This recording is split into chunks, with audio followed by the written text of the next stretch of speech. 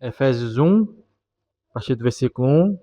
Eu, Paulo, apóstolo de Cristo Jesus, pela vontade de Deus, escrevo esta carta ao povo santo em Éfeso, seguidores fiéis de Cristo Jesus. Que Deus, nosso Pai, e o Senhor Jesus Cristo lhes deem graça e paz. Todo louvor seja a Deus, o Pai do nosso Senhor Jesus Cristo, que nos abençoou em Cristo com todas as bênçãos espirituais nos domínios celestiais. Mesmo antes de criar o mundo, Deus nos amou e nos escolheu em Cristo para sermos santos e sem culpa diante dele. Ele nos predestinou para si, para nos adotar como filhos por meio de Jesus Cristo, conforme o bom propósito de sua vontade. Deus assim o fez para o louvor de sua graça gloriosa, que ele derramou sobre nós em seu Filho amado. Ele é tão rico em graça que comprou nossa liberdade com o sangue de seu Filho e perdoou os nossos pecados. Generosamente derramou sua graça sobre nós, e com ela toda sabedoria e todo entendimento. Agora Deus nos revelou sua vontade secreta a respeito de Cristo, isto é, o cumprimento de seu bom propósito. E o plano é este: no devido tempo, ele reunirá sobre a autoridade de Cristo tudo que existe nos céus e na terra. Além disso, em Cristo nós nos tornamos herdeiros de Deus, pois ele nos predestinou conforme seu plano e faz que tudo ocorra de acordo com a sua vontade. O propósito de Deus era que nós, os primeiros a confiar em Cristo, louvássemos a Deus e lhe dessemos glória. Agora vocês também ouviram a verdade, as boas novas da salvação. E quando creram em Cristo, ele colocou sobre vocês o selo do Espírito Santo que havia prometido. O Espírito é a garantia da nossa herança, até o dia em que Deus nos resgatará como sua propriedade, para o louvor da sua glória. Desde que eu soube de sua fé no Senhor Jesus e de seu amor pelo povo santo em toda parte, não deixo de agradecer a Deus por vocês. Em minhas orações, peço que Deus, o Pai glorioso de nosso Senhor Jesus Cristo, lhes dê sabedoria espiritual e entendimento para que cresçam no conhecimento dele. Oro para que seu coração seja iluminado, a fim de que compreendam a esperança concedida àqueles que ele chamou e a rica e gloriosa herança que ele deu ao seu povo santo. Também oro para que entendam a grandeza insuperável do poder de Deus para conosco, os que cremos. É o mesmo poder grandioso que ressuscitou Cristo dos mortos e o fez sentar-se no lugar de honra, à direita de Deus, nos domínios celestiais. Agora, ele está muito acima de qualquer governante, autoridade, poder, líder ou qualquer outro nome, não apenas neste mundo, mas também no futuro. Deus submeteu todas as coisas à autoridade de Cristo e o fez cabeça de tudo, para o bem da igreja. E a igreja é seu corpo. Ela é preenchida e completada por Cristo, que enche consigo mesmo todas as coisas em toda parte. Amém? A gente tem nomeado as mensagens, até mesmo questão de estar na rede social e tudo mais. E hoje essa mensagem aqui, o nome que eu queria dar para ela é identidade. Antes da gente falar sobre isso, identidade, eu queria só introduzir um pouquinho sobre essa carta de Éfeso. Ela é uma carta que foi escrita pelo apóstolo Paulo, e apesar dela ter sido direcionada primeiramente para a cidade de Éfeso, é tida pela doutrina, pelos estudiosos, como uma carta católica, uma carta que ela deveria ser lida em todas as igrejas. Tem um termo específico para isso, mas agora eu esqueci. E primeiramente ela foi encaminhada para a cidade de Éfeso, mas ela compreendida como uma carta que ela foi enviada para ser lida por todas as igrejas da Ásia Menor. E o motivo disso é que essa carta aqui de Éfeso, ela é uma carta onde Paulo ele vai trazer o fundamento do evangelho, e ele traz isso de duas formas. Os 3 primeiros capítulos, Paulo ele vai falar sobre o evangelho. Então ele vai abordar todos os aspectos do evangelho. Porém, nos 3 últimos capítulos, Paulo ele vai nos mostrar como viver o evangelho na vida comunitária da igreja. E parte do evangelho é que ele nos dá a nossa identidade. Então por isso que, a partir desse texto aqui de Efésios 1, eu queria que a gente conversasse sobre isso. E um motivo para a gente falar sobre isso é que identidade é uma coisa que, hoje em dia, perante a sociedade, a gente vê que ela é completamente desprendida, né? Identidade, ela pode assumir um conceito completamente amplo e diverso pelas diversas classes que a gente tem na sociedade, os jovens, os adultos, sei lá, as classes diferentes por gosto, personalidade. Cada pessoa, ela começa a enxergar a identidade de alguma forma.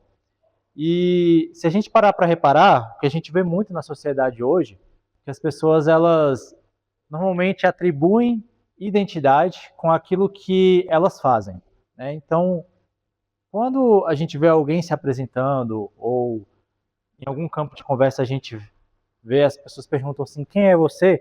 Muito naturalmente a gente vê alguém se apresentar por aquilo que ela faz. Então, eu sou advogado, sou contador, eu sou médico, eu sou doutor em tal coisa, ou por aquilo que elas gostam de fazer, né? Eu sou jogador de futebol, eu sou um leitor, eu sou um corredor. As pessoas elas costumam enxergar a identidade nesses dois parâmetros, ou naquilo que ela faz, ou naquilo que ela gosta. Porém, se a gente for parar para pensar um pouquinho nisso, se um jogador de futebol, né, ele possui identidade em ser um jogador de futebol, quando ele aposenta ele deixa de existir, né? Porque ele não joga mais, ele não está mais praticando aquilo ali pelo qual ele se define. Da mesma forma, um médico, e a gente vê até conceitos muito nobres dentro disso. Tem pessoas que se identificam como um pai, mas a partir do momento que, por alguma circunstância, aquela pessoa deixar de ser pai, seja qual for o motivo, se a identidade dela estiver resumida naquilo dali, ela deixa de existir. Há um aspecto de que a gente vê no mundo hoje, as pessoas elas não buscam se voltar para a sua origem para elas entenderem a sua identidade. E aí, para tentar ilustrar isso, vamos pegar um carpinteiro. Aí ele vai lá e faz um banco. Pega as madeirinhas, cada um ali no tamanho, na proporção certa, bate o martelinho e temos ali um banco. Agora vamos imaginar se aquele banco ele se torna um ser vivo e aí de repente esse banco ele é atingido por um fenômeno que a gente vê muito hoje. Esse banco ele começa a dizer assim, eu não sou um banco, eu sou uma bola de futebol. Porque eu me entendo como uma bola de futebol. E aí esse é um cenário que a gente está vendo em diversos aspectos da sociedade. As pessoas elas não conseguem, elas querem ser o que elas querem ser, né? Elas estão extrapolando até mesmo os aspectos físicos e químicos da criação e elas estão indo para o aspecto psicológico e aquilo que ela se vê e se identifica, ela começa a proclamar que ela é. Agora, dentro desse exemplo, quem é que pode dizer o que o banco é? Se ele é uma bola de futebol ou se ele é um banco? A pessoa que pode dizer isso é o carpinteiro que fez ele. Né? Porque se o banco se voltar para o carpinteiro e falar assim, eu sou uma bola de futebol, o carpinteiro vai falar para ele assim, não, você é um banco, porque fui eu que te fiz. Eu que te fiz porque eu pensei em você ser assim, eu montei você para você ser dessa forma, para você atingir a finalidade X. E aí, diante disso, falando sobre identidade, onde que nós podemos achar a nossa identidade? A partir do nosso Criador. Pois foi Ele que nos fez, cada aspecto que nós temos foi feito e planejado por Ele, e qualquer aspecto que nós possamos pensar da nossa existência, é Ele que tem que dizer, é Ele que tem que dizer para nós por que nós temos isso, por que nós temos aquilo, para que nós temos esse dom, por que nós não temos esse dom, e qual é o nosso propósito por toda a vida. Se nós encontramos a nossa identidade em Cristo, nós podemos ver que ela não é uma identidade que ela vai acabar em algum momento, porque segundo os vários exemplos que eu dei aqui, um jogador, um médico, um pai, tudo isso chega um momento que acaba. E se acabar, a identidade da pessoa foi isso, e se ela acabar, a pessoa deixa de existir. E o que eu quero demonstrar aqui para nós é que quando nós encontramos a nossa identidade em Cristo, nós descobrimos que a nossa identidade ela não acaba. Independente do que nós estejamos fazendo hoje ou amanhã, ou o que nós deixarmos de fazer hoje ou amanhã, ela vai permanecer. Amém? Então vamos começar a olhar aqui para o texto e enxergar a nossa identidade. Aqui no versículo 3, Paulo vai dizer o seguinte: todo louvor seja a Deus, o Pai de nosso Senhor Jesus Cristo, que nos abençoou em Cristo com todas as bênçãos espirituais nos domínios celestiais. Aí agora vamos prestar muito bem atenção no versículo 4. Mesmo antes de criar o mundo, Deus nos amou e nos escolheu em Cristo para sermos santos e sem culpa diante dele. Ele nos predestinou para si, para nos adotar como filhos por meio de Jesus Cristo, conforme o bom propósito de sua vontade. Então, naturalmente, nós sabemos que Deus ele é o criador de todo o universo e ele que criou o homem a partir de Adão e Eva, e a partir dali descende toda a raça humana. E aí o que Paulo está nos mostrando aqui é que antes desse momento, antes de Deus criar os céus, a terra, o mar, antes de Deus criar as coisas visíveis e invisíveis, antes de criar o ar, a natureza, as plantas. Antes de Deus fazer tudo isso, ele nos amou e nos escolheu em Cristo. Para ele nos amar, Deus, antes de tudo isso, ele já pensou em cada um de nós. Ele já sabia quem seria o Cairon, já sabia a Yasmin, já sabia o Vitão. Antes de Deus criar toda a natureza e toda a criação, Deus ele pensou em cada um de nós. E Deus ele pensou em cada um de nós e ele nos amou, e por meio da sua presciência ele sabia que nós cairíamos. Ele sabia que nós pecaríamos. Ele sabia que nós nos entregaríamos à morte, que nós cederíamos aos nossos desejos, né, e que nós iríamos nos corromper do estado original que ele nos fez. E por conta disso, por ele nos amar, o texto vai dizer que ele nos escolheu, ele nos predestinou, ele nos elegeu, para que em Cristo nós possamos ser santos e sem culpa diante dele. A forma como Deus nos escolheu, a forma como ele nos predestinou, eu não sei, e esse não é o objeto da palavra. Mas o ponto é que o texto é muito claro. Deus, em algum momento antes da sua criação, ele amou cada um de nós e ele nos escolheu para que por meio do seu Filho nós pudéssemos ter identidade diante dele. Então a gente observa que ele nos predestinou para si, para nos adotar como filhos por meio de Jesus Cristo. Então aqui a gente já começa a enxergar a nossa identidade. Em Cristo Jesus agora nós somos filhos de Deus. Ele nos adotou. Em algum momento nós fomos inimigos de Deus, em algum momento nós somos transgressores diante de Deus, mas pelo amor de Deus, ele não queria que nós nos perdêssemos, e então a gente enxerga a cruz. Ele preparou o próprio filho dele, vai ter um outro texto, que ele vai nos dizer que antes da fundação do mundo, Deus já tinha preparado, já tinha imolado o Cordeiro Santo para nos redimir. E aí, depois que nós nos perdemos, depois que cada um de nós pecamos, fomos mergulhados no pecado, na sujeira, por esse amor e por nos querer para ele, Deus envia o seu Filho, que o Filho de Deus, ele sempre foi Deus, e aí em algum momento na história ele se desfez de toda a sua divindade, ele se desprendeu de toda a sua grandeza, e aí ele se tornou um ser humano como nós, e viveu uma vida santa, viveu uma vida legítima, viveu uma vida pura, íntegra, sem pecado. E aí, para nos salvar, por esse amor, João 3,16 vai dizer que nele crê não perece, mas tem vida eterna. Então, por meio desse amor, Cristo, ele se entrega na cruz para pagar pelos nossos pecados, para que agora, todo aquele que nele crê não perece, mas tem a vida eterna, para que agora nós, em Cristo, possamos ter a vida eterna. Essa é a nossa identidade. Deus ele nos predestinou, ele nos fez para si. É por isso que nós cantamos essa canção hoje. Ele nos fez que nós temos um lugar à sua mesa, Ele nos fez agora para que nós possamos queimar e fluir no óleo da intimidade. E aí vamos continuar observando aqui o que o apóstolo fala.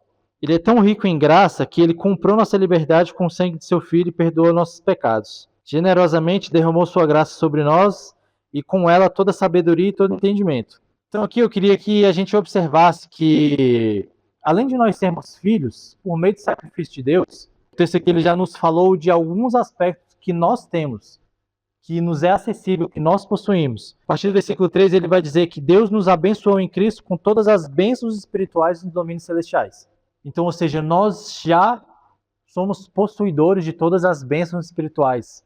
Elas já estão acessíveis a nós. Não é algo que a gente precisa conquistar, não é algo que a gente precisa fazer alguma coisa para chamar a atenção de Deus e aí Deus desbloqueia. A gente não é um joguinho onde a gente progride, a nossa vida cristã ela não está baseada nisso, onde a gente faz coisas e a gente vai subindo de nível e alcançando novas bênçãos de Deus. Não. Em Cristo, pelo fato simplesmente de nós reconhecermos que Cristo é o Filho de Deus, que ele morreu pelos nossos pecados, que ele ressuscitou para a nossa vida eterna, nós já temos posse de todas as bênçãos espirituais. Então, nós já somos ricos naquilo que verdadeiramente importa. E eu queria aqui esclarecer, porque as bênçãos espirituais é o amor de Deus, é a santidade dele, é a fidelidade de Deus, é a justiça de Deus. Não é aspectos materiais, passageiros, que podem prender a nossa atenção e nos desviar daquilo que verdadeiramente importa.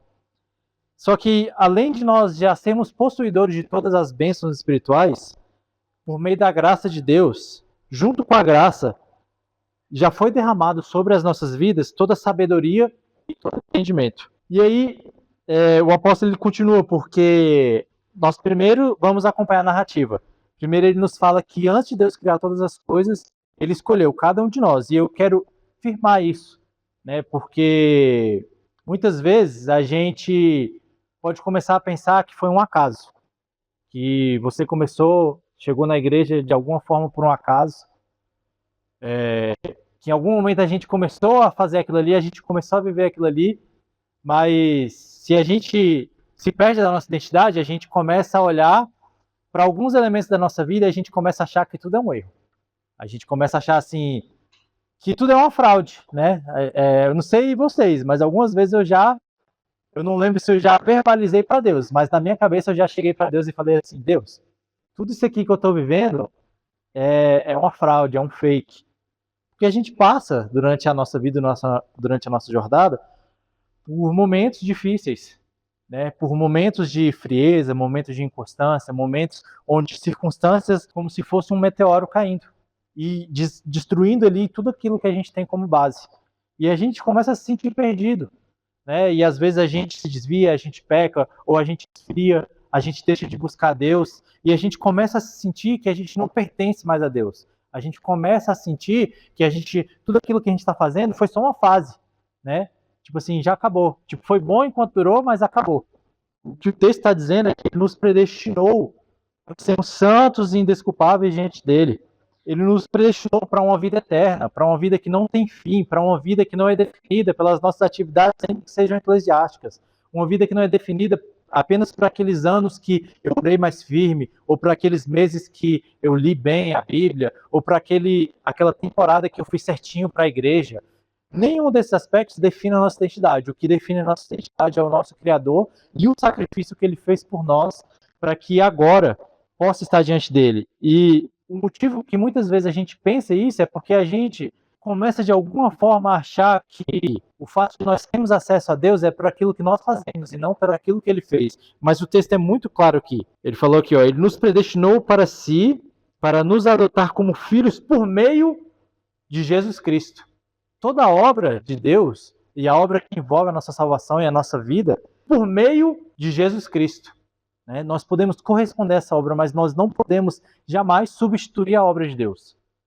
Seja o quão santos nós podemos ser, o quão elaborada possa ser as nossas orações, nada disso tem o poder de substituir a obra de Deus para se colocar no lugar da obra de Cristo. E aí então, Paulo ele nos mostra isso, ele nos mostra que Deus nos amou antes da criação do mundo e que por meio do Filho dele, agora nós somos aceitos por Deus e ele continua nos mostrando o Evangelho, ele continua nos mostrando o plano de Deus, que ele vai dizer o seguinte no versículo 9: agora Deus nos revelou sua vontade, que antes era secreta, agora eu estou parafraseando um pouco. Em Cristo, por meio da igreja, ele está revelando a sua vontade. E qual é a sua vontade? Ele vai dizer que o plano é este: no devido tempo, ele reunirá sobre a autoridade de Cristo tudo que existe nos céus e na terra. Então, o que Paulo está nos mostrando aqui é que toda essa bagunça que a gente está vendo no mundo, desordem, ódio contra cultura, etnia, raça, cor diferentes, guerras movidas por pura ambição de poder e acúmulo financeiro, matança, perseguição que a gente está vendo aí, diversos países aí perseguindo e matando diversos cristãos, além de toda a vaidade e promiscuidade que o mundo promove, ele está nos revelando aqui é que vai ter um momento que Deus ele vai botar um fim nisso tudo. Aquele que ele elegeu, Cristo, ele vai se sentar no trono, ele vai retornar, ele vai se sentar no trono e ele vai subjugar toda a criação diante do seu poder, do seu senhorio e da sua majestade. E aí ele continua dizendo para nos mostrar que nós apenas não pertencemos a Cristo, mas nós participamos, nós vamos participar de tudo isso que vai acontecer. Ele vai dizer o seguinte: além disso, em Cristo nós nos tornamos herdeiros de Deus, pois ele nos predestinou conforme o seu plano e faz com que tudo ocorra conforme a sua vontade. Então o fato de ele ter nos tornado filhos não é apenas um nome bonitinho, mas é porque o filho ele é herdeiro de tudo aquilo que o pai possui. É interessante aqui porque pelo sacrifício de Cristo, ele hoje possui a mais alta honra, ele possui a a mais alta glória, os seres celestiais, os seres que a gente lê, mas a gente tem até dificuldade de imaginar, de tantos aspectos gloriosos que eles possuem. Todos esses seres, eles se dobram diante de Cristo. A Bíblia ela nos mostra que existem 24 anciãos que estão diante de Deus, que possuem roupas, vestimentas honráveis, que possuem uma coroa, que significa que eles possuem algo honrável, mas todos esses seres, eles jogam tudo isso diante do Cordeiro de Deus. E Jesus, ele possui toda essa honra, toda essa glória, por conta da vida indestrutível que ele conquistou através da obediência dele como homem. Como homem, ele fez aquilo que nenhum de nós poderia fazer. Ele foi o único homem que cumpriu toda a lei de Deus. Nele não foi encontrado vício algum, nele não foi encontrado fraqueza nenhuma. Só que ele se entregou e todo o peso do pecado caiu sobre ele. Mas tudo aquilo que ele conquistou como justiça, ele depositou sobre nós. Por isso que agora nós somos considerados justos diante de Deus. Por isso que agora nós somos bem-vindos diante de Deus. E ele conquistou para o Pai uma herança. E essa herança é todos os povos de todas as tribos, línguas e nações. Nesse momento mesmo, em todos os lugares da terra, existem pessoas que estão adorando Cristo. E quando ele retornar, ele vai, a herança dele são todos esses povos, todas essas tribos, línguas, nações redimidas. Né? Toda a criação, ele vai restaurar todo o cosmos, ele vai restaurar o ar, ele vai restaurar a água, ele vai restaurar a terra, ele vai restaurar tudo. Só que o que o apóstolo está nos mostrando é que ao mesmo tempo que nós somos a herança de Cristo, ele também é a nossa herança.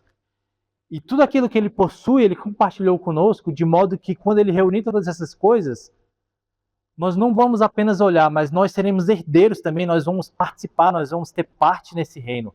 E aí nós precisamos nos voltar para isso.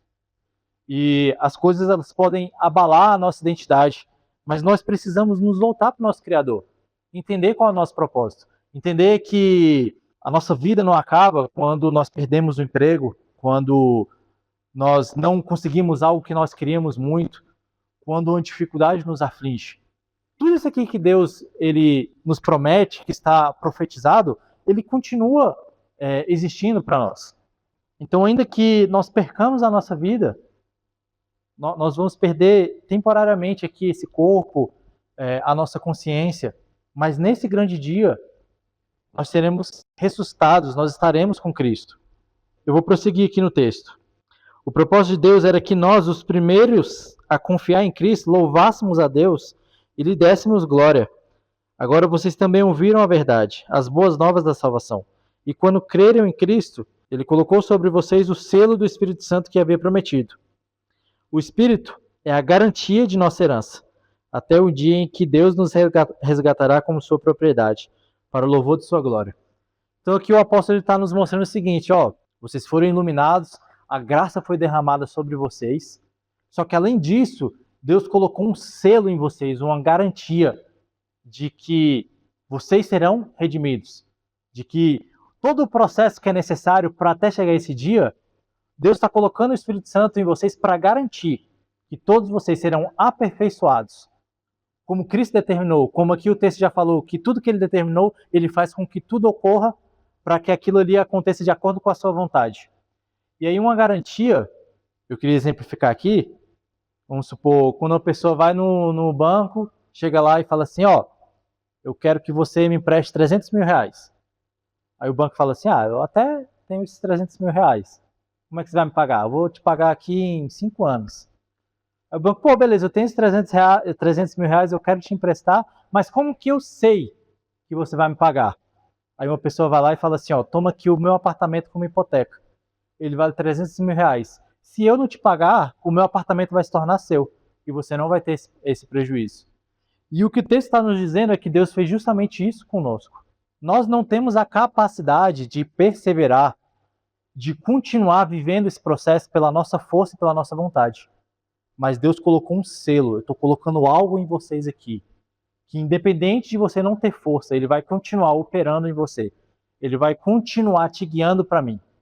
Mesmo quando você achar que você não é, mesmo quando você achar que é um erro, mas Ele vai continuar te mostrando a verdade, Ele vai continuar apontando para mim, Ele vai continuar revelando quem eu sou. E aí, você me vendo através do Espírito Santo, você vai continuar sendo transformado e sendo guiado até quem eu sou. E aí, nesse momento, Paulo ele ora para aquela igreja, e eu queria chamar a atenção aqui para que essa oração aqui é uma oração que nós devemos fazer. Nós devemos fazer pela nossa vida, e nós devemos fazer pela vida dos nossos irmãos e por todos aqueles que ainda vão ser alcançados pelo Evangelho. E a oração é essa: peço que Deus, o Pai glorioso do nosso Senhor Jesus Cristo, lhes dê sabedoria espiritual e entendimento para que cresçam no conhecimento dele. Ou seja, para que a gente possa crescer nesse conhecimento, nessa verdade. Ela possa ser cada vez mais enraizada no nosso coração. De acordo que conforme a gente vai caminhando e crescendo e conhecendo mais, seja quais forem as circunstâncias, elas vão tendo menos poder de nos tirar de Cristo, elas vão tendo menos poder, a gente vai crescendo na verdade e a gente vai perseverando mais. Oro para que o seu coração seja iluminado, a fim de que compreendam a esperança concedida àqueles que ele chamou e a rica e gloriosa herança que ele deu ao seu povo santo. Paulo está falando justamente disso, desse grande dia, da nossa herança com Cristo, daquilo que realmente importa, daquilo que não vai acabar. Tudo que nós conquistarmos aqui nessa vida hoje vai acabar, chega a um fim, né? Pode ser dinheiro, pode ser as melhores roupas, os melhores tênis, o melhor carro, ir nos melhores lugares. Tudo aquilo que nós vamos ter no reino vindouro de Cristo é muito melhor. E além de ser muito melhor, não vai ter fim, não acaba, né? E aí Paulo ele está orando e nós temos que orar para que nós possamos compreender essa esperança. E compreender não é só entender, compreender é ter ela viva dentro de nós, ter ela viva dentro do nosso coração, ter ela viva dentro dos nossos dias, em qualquer que seja a circunstância e o momento, né? E a gente cultivar essa esperança. E aí, para a gente finalizar aqui, um aspecto chave aqui de tudo isso que ele está falando é a terceira oração que ele faz aqui. Ele diz o seguinte: também oro para que entendam a grandeza insuperável do poder de Deus para conosco, os que cremos. É o mesmo poder grandioso que ressuscitou Cristo dos mortos e o fez sentar-se no lugar de honra à direita de Deus nos domínios celestiais. Então ele está dizendo que o poder que está operando em nós por meio do Espírito Santo, ele é o mesmo poder que ressuscitou Cristo dos mortos. É o mesmo poder que agora levou Cristo e o colocou à direita de Deus Pai, né, o colocou no lugar de toda honra, de toda glória. O mesmo poder que colocou Cristo acima de todo governante, acima de toda lei, acima de toda autoridade. Então, quando a gente compreende isso aqui, a gente entende que qualquer dificuldade que a gente esteja enfrentando, o poder de Deus que está operando sobre nós é o poder que ressuscitou Cristo dos mortos. É o poder que destruiu a morte, o grande medo que aprisionava toda a humanidade. É o mesmo poder que vai lançar a morte e o pecado no inferno. Esse poder ele continua operando sobre nós. E é o mesmo poder que pode gerar em nós essa esperança, que pode gerar em nós a compreensão da consumação de todas as coisas. Recentemente, Deus clareou a minha mente para algo muito poderoso, porque eu sempre olhei para a cruz achando que ela era o fim do plano de Deus. Eu sempre compreendi que a cruz, ela já botava um fim no pecado. Só que a cruz, ela é na verdade o que possibilita todas as promessas de Deus serem cumpridas. A cruz é o que possibilita o dia que Deus vai vir, que Cristo vai vir e vai acabar de vez com o pecado. Hoje nós ainda sofremos o efeito do pecado, né? Hoje nós ainda somos afetados pelo pecado. Mas o que nós não podemos compreender mais, nós não podemos aceitar, nós não podemos nos denominar mais como pecadores. Nós nascemos pecadores e nós ainda somos afetados pelo pecado. Mas a nossa identidade hoje é porque nós somos santos e sem culpa diante de Deus. Então toda vez que nós pecamos, não é mais quem nós somos. Quando nós pecamos, não é mais a nossa essência, não é mais a nossa natureza. É um desvio da nossa verdadeira identidade. Mas a nossa identidade é sermos santos sem culpa diante de Cristo. Então, quando nós pecamos, nós temos que olhar para quem nós somos e entender que aquilo ali foi um desvio. Eu não sou assim. Eu não sou mais imoral. Eu não sou mais perverso. Eu não sou mais inimigo de Deus. Eu sou bem-vindo na presença dele. Ele me amou antes de todas as coisas existirem. Ele sabe o meu nome. Ele pensou em cada aspecto de nós. Amém? Então eu quero ler o último versículo aqui e eu já queria que a gente levantasse para a gente poder orar e render glória a Deus por quem Ele é e por tudo que Ele fez e está fazendo. E eu queria que a gente terminasse aqui lembrando a exaltação de Cristo. Agora Ele está muito acima de qualquer governante, autoridade, poder, líder, ou qualquer outro nome, não apenas neste mundo, mas também no futuro.